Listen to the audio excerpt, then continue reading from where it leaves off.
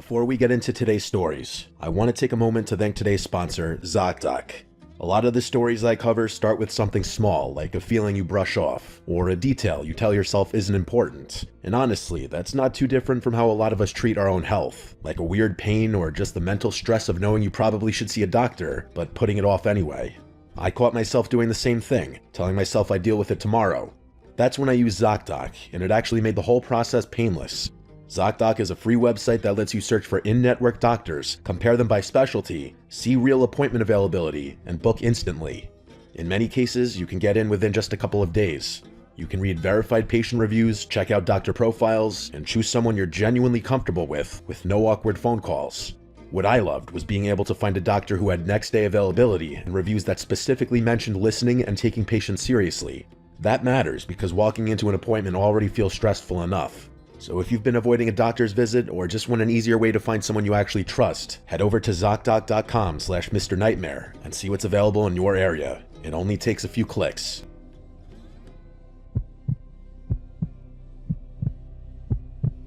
I went camping alone last winter with my dog Roscoe, and it's something I'll never do again. I had taken a few days off work and wanted to get away from people.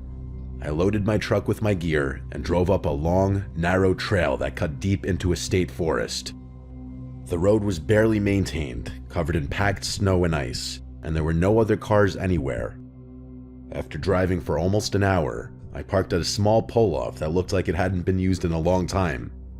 From there, I hiked another 20 minutes with my pack and Roscoe until I reached a small clearing surrounded by thick trees. The snow was deep and untouched. There were no footprints or signs of anyone else being around recently. That was what I wanted. I set my pack down, cleared a spot for a tent, and let Roscoe wander around while I worked. He stayed close, sniffing the snow in the trees and just jumping around playing. I pitched the tent, staked it down hard because the ground was frozen, and laid out my sleeping pad and winter-rated sleeping bag inside. I knew it was going to be a cold night, well below freezing, so I layered properly. Thermal base layers, thick socks, a fleece, and a heavy jacket stayed on even after camp was set. Once the tent was ready, I gathered dead wood and built a small fire pit. I started a fire and let it burn down until I had a steady flame. I cooked dinner over it, just a simple meal, and sat on a log eating while Roscoe lay near the fire. The woods were quiet in that deep winter way where sound feels almost non-existent. I learned a long time ago from my dad that snow actually absorbs sound. After I ate, Roscoe suddenly stood up and started barking toward the trees. It didn't concern me at first. Deer were everywhere out there, and he had barked at them before. I told him to relax, and he did after a minute, sitting back down. I checked the time and decided I'd stay up a bit longer by the fire before turning in. I always carried a handgun when camping in remote places, and it was holstered at my side like it always was. I felt fine at that point. About 20 minutes later, Roscoe started barking again, louder this time. Then I heard it too, footsteps moving through the snow somewhere out in the woods. I stood up and listened. The steps stopped, then started again. Roscoe went from barking to growling, then suddenly went silent. He stood staring straight ahead toward the trees. That was when I felt uneasy. I followed his gaze and saw a shape at the edge of the tree line. Someone was standing there, half hidden in the darkness, just barely lit by the fire. I called out, saying that he scared me, and telling Roscoe it was okay. The figure didn't move at first. Then he stepped forward slightly, enough for me to see that it was a man. He asked what I was doing out there, that deep in the woods. His tone wasn't friendly. I told him I was just getting out into nature with my dog. He didn't respond right away. He just stood there watching me. I could feel the situation turning wrong. I told him calmly that I was armed. The man slightly laughed and said something about me threatening him instead of inviting him to join me, and asked where my hospitality was. Then he turned and walked back into the darkness, his footsteps fading into the woods. I stood there for a long time after that, staring at the trees. Roscoe stayed close to me. I didn't like any of it, but eventually I told myself he was gone. I put out the fire carefully, throwing snow on it and stirring the ashes until there was nothing left that could glow. I didn't want light drawing attention. I crawled into my tent and sealed it up. Inside, I did everything I could to stay warm. I laid my sleeping pad down to keep the cold ground from draining heat from my body. I stayed fully dressed, pulled on a knit hat, and cinched my sleeping bag tight around my shoulders. I kept a hand warmer near my core and another near my feet. Roscoe curled up next to me, his body heat helping more than anything. I lay there listening to the woods, or rather, the extreme silence. After a while, Roscoe started growling again. Then I heard what he was growling at. Footsteps in the snow. They stopped and Roscoe quieted, but his ears were still perked up. Then the footsteps started again, closer this time, and slower than before. They came right up to the tent and stopped. Roscoe began howling loudly. I whispered for him to stop, terrified of drawing attention. When he did stop, he went back to growling. Whoever it was just stood outside the tent. I could hear subtle movement, like the shift of weight in the snow. I had my gun in my hand now, but I didn't want to make threats. I didn't want to be forced to follow through with the threats. I have never actually shot anyone, and I don't think I have it in me to kill someone even in self-defense. Finally, I couldn't take it anymore. I cocked the gun and said clearly that I had a gun and that whoever was there needed to leave now. But realistically, who else could it have been besides that creepy guy from before? There was silence for a few seconds. Then I heard footsteps again, moving away from the tent. Slowly at first, then faster before disappearing into the woods. I didn't unzip the tent to look out. I stayed frozen for hours. Roscoe stayed alert the entire time, which was the only reason I even felt remotely comfortable eventually nodding off. I certainly wouldn't have if I were alone. I barely slept, drifting off only in short bursts. When the sky finally began to lighten, I packed up as fast as I could at the crack of dawn. We hiked back to my truck and drove away. I never went back to that part of the woods again, and I never will. Creeps like that guy really make life scary sometimes, and remind you that you can never really let your guard down.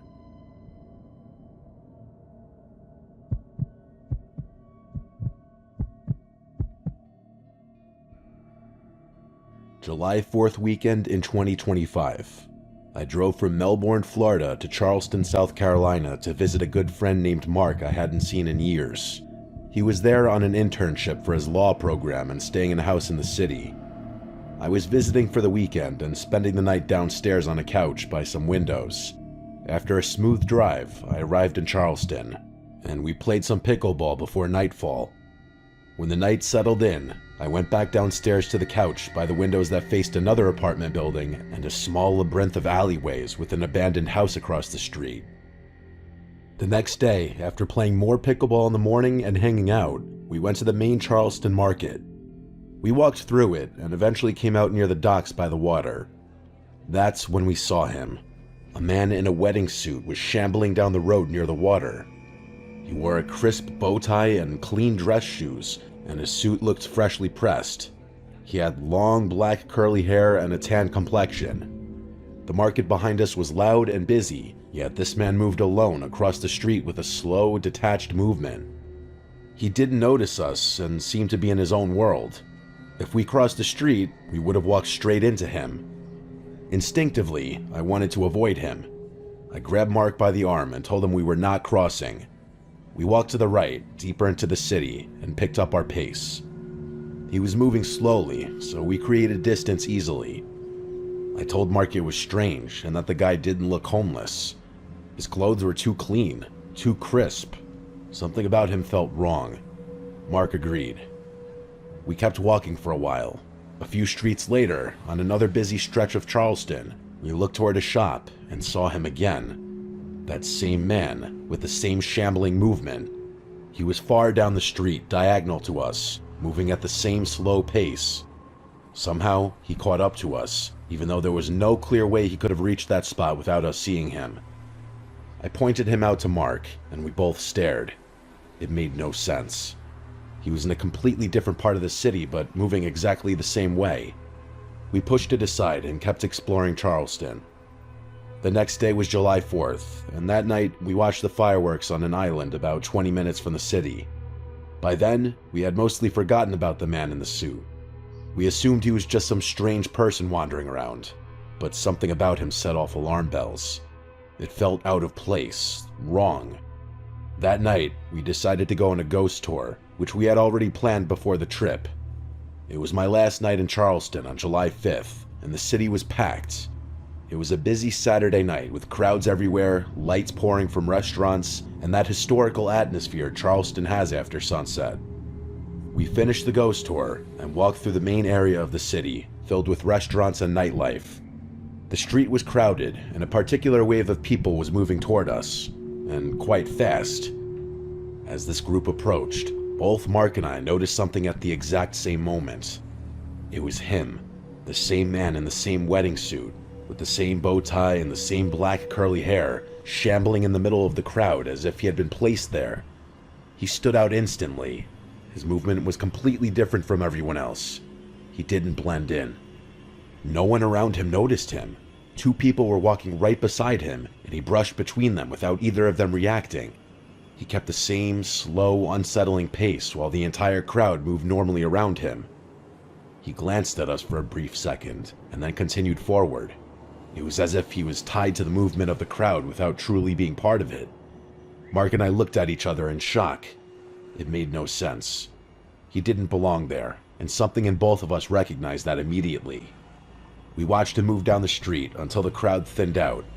When it did, we saw him clearly, still shambling, still moving at that same unnatural pace, disappearing into a darker side street until he turned a corner. We were quiet, not panicking, but deeply unsettled. The same man in the same suit appearing multiple times in different parts of the city, always shambling, always out of place. Both of us knew something was wrong. Later that night, we returned to the house. Mark went upstairs to his room, and I went downstairs to sleep. I shut the blinds and tried to settle in. At some point in the middle of the night, I woke up to a tap on the window. I froze. After a few moments, I forced myself to look. I lifted the blinds slightly and looked down the alley. At the far end, I saw the back of a man turning the corner. It was him again. He moved out of sight, but right before he disappeared, he looked back toward the window. I told Mark the next morning. I explained what I saw, and even he admitted that the entire experience was disturbing. He doesn't believe in anything paranormal, and he's extremely logical and grounded, but even he was shaken. As for me, I'm more spiritually sensitive, and this experience stayed with me, and I also know it's with Mark months later. We'll never forget that weekend. The man in the suit felt real and unreal at the same time. Something about all of it was off. I drove home to Florida on July 6th, and the image of him turning that corner has stayed with me ever since.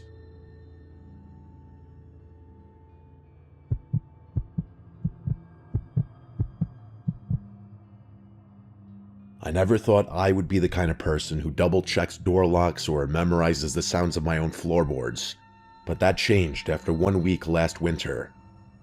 I live alone in a small house I bought a few years ago, and my routine has been boring and predictable. I work from home, order groceries, go to the gym late at night, and I don't talk to my neighbors much at all. That routine is why it took me longer than it should have to realize something was wrong. It started with a noise I heard around 2:30 in the morning on a Tuesday. I was half asleep on the couch with the TV still on low when I heard what sounded like a soft thump near the back of the house. It wasn't loud enough to scare me, and my first thought was that something had fallen in the kitchen or maybe the house had shifted. We all hear sounds like that in the house or apartment once in a while, right? I muted the TV so I could listen. Nothing else happened. I checked the back door, made sure it was locked, and went to bed. The next morning, I noticed the back door felt different when I opened it. The deadbolt still worked, but the handle felt loose, like it had been twisted too hard. I made a mental note to fix it later. That night, I went to the gym around 11 p.m. like I usually do. Side note, I like an empty gym, and I got back around midnight to 12:30. As I pulled into my driveway, I noticed my porch light was off, yet I always leave it on. I stood there in my car for a few seconds trying to remember if I had turned it off earlier, and I convinced myself I probably did. Inside, everything looked normal. I walked through every room just doing an innocent little analysis before going to bed, something I had never done before. On Thursday morning, I woke up to my alarm and noticed my phone was at 12% battery. I always charge it overnight, and I clearly remembered plugging it in. The cable was still connected to my phone, but the charger was no longer connected to the outlet. Weird. I told myself I must have knocked it loose in my sleep, but that explanation didn't really make sense because my phone was still on the nightstand, not in bed with me. At that moment, my only explanation was I picked up my phone in the middle of the night, accidentally yanked it off the outlet without realizing, and set it back down. I started paying closer attention after that. That night, I stayed up later than usual, sitting in the dark with the TV off, just listening. Around 3 in the morning, I heard slow thumps coming from the back of the house. Footsteps? I asked myself. Nah, it can't be. I held my breath, but the thumps seemingly stopped. After a while, I convinced myself the thumps came from outside. I'm in the suburbs, there's of course other people around, even at night. The next day, I found muddy shoe prints on the floor near the back door. The thing is though, the footprints weren't clear, like I couldn't distinctly make out patterns of the bottoms of the shoes, which made it look like someone tried to wipe them off before walking around. My stomach literally skipped a beat. I stood there staring at them, trying to understand how they got there. I hadn't had anyone over. I hadn't gone outside in muddy shoes.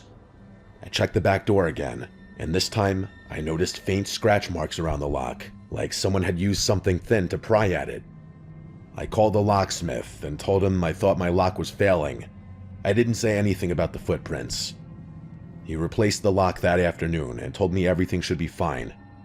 That night, I pushed a chair under the back door handle and slept with my bedroom door locked, something I never did before then. I woke up just before 4 in the morning to the sound of something tapping lightly on my bedroom door. It wasn't a knock. It sounded like someone testing the door with their fingertips. I stayed completely still, staring at the door, my eyes burning because I refused to blink. The tapping stopped after a minute, and then I heard soft footsteps moving away. I didn't sleep after that. In the morning, the chair was still under the back door, but the back door itself was unlocked. The new lock wasn't damaged, it had just been turned, and that's when reality truly set in. I wasn't just imagining these things like I thought I was because I was tired. Someone had been inside my house while I was asleep and knew how to unlock the door from the inside. I called the police and tried to explain without sounding insane. They checked the house, looked around the yard, and told me there was no sign of forced entry. But yeah, that was kind of obvious given that I changed the lock. They suggested I might have unlocked the door myself without remembering. I knew that wasn't true, but there was nothing they could do either way. That night, I stayed awake with all the lights on and a kitchen knife on the table in front of me. Around 2 in the morning, I heard something from down in the basement. The basement door, which was just outside of the kitchen, was cracked open. I felt an overwhelming sense of dread wash over me. I stared down the hallway to the cracked open basement door. I walked over to it, peeked down through just what the crack in the door would allow me to see, and I swear it was not my imagination. I saw either at the bottom of the stairs, or maybe one of the bottommost steps, the outline of someone standing there. I don't know if they were looking up or not. When I realized what I was looking at, I slammed the door shut and sprinted out to my car. I sat in my car as I once again called 911. After police showed up a second time, they entered while I waited in one of their cars. They brought him out of the house in handcuffs a few minutes later. He was barefoot and wearing dark clothes that looked like they had been slept in. He didn't look at me once. I just don't think that he noticed me in the back of the car. They put him in the back of the other car and shut the door. I stayed outside while more officers went back in, and I refused to look at the guy in the back of the car. I was actually shaking. Even as I talked to the officers, I was stuttering in shock. It took longer than I expected for them to finish the rest of their search. When one of the officers finally came out, he asked how long I had lived there. I told him a few years. He nodded and wrote something down. He asked what time I usually went to the gym and which nights. I told him. He looked back at the house and told me they found food wrappers and bottled water behind the furnace in the basement, along with a phone charger plugged into an outlet down there. He said it looked like someone had been sleeping on the concrete using old insulation as padding. The man hadn't spoken a word to the officers. The main officer I was talking to told me the likely charges the man would be facing, but that ultimately it would be up to the district attorney. Eventually, they told me I could go back inside. It was days later that I was going through my camera roll to send my friend something when I found a very, very disturbing picture. At first, I had to process how a picture like this could be taken. It was a picture of me, in my bed, sleeping, taken at 3:11 a.m. It was the same night that I woke up in the morning to my phone being unplugged from the wall outlet. The nightmare became real all over again. I contacted the unit listed on the incident report, and they asked me to come in to digitally transfer the photo for supplemental evidence. I was told that with this photo, he'd likely be facing additional charges such as stalking or even being registered as a sex offender for life. All good things to hear. It doesn't save me, however, from the trauma I'll forever have to live with thinking back to this shit. I'll never be able to go down into a basement alone at night again in my life.